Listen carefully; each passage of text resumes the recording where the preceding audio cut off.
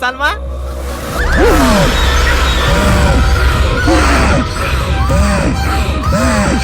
তো হ্যালো বন্ধুরা, কেমন আছেন? আশা করি সবাই ভালো আছেন, আমিও ভালো আছি। তো বন্ধুরা, আপনারা কি সে ফিরে এলো নাটকের পার্ট 2 দেখতে চান? যদি দেখতে চান তাহলে ভিডিওটিতে একটি লাইক করে চ্যানেলটিতে নতুন হলে চ্যানেলটি সাবস্ক্রাইব করে দিবেন। তো চলো ভিডিওটি শুরু করা যাক। সালমা সত্যি কি সামাদের মরে যাওয়া স্ত্রী?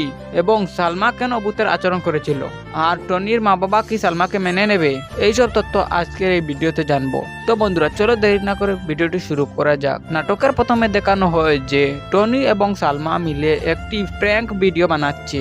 হঠাৎ কয়েকটি গুন্ডা এসে সালমাকে গাড়িতে তুলে নিয়ে যায়। এরপরে আমরা দেখতে পাই যে টনি সালমাকে বিয়ে করে তাদের বাড়িতে নিয়ে আসে। সালমার মুখ দেখে টনির মা বাবা ভয় পেয়ে যায়। এরপরের দৃশ্যে আমরা দেখতে পাই যে টনি তার মাকে বলে, তোমরা সালমাকে দেখে এরকম আচরণ করেছো কেন?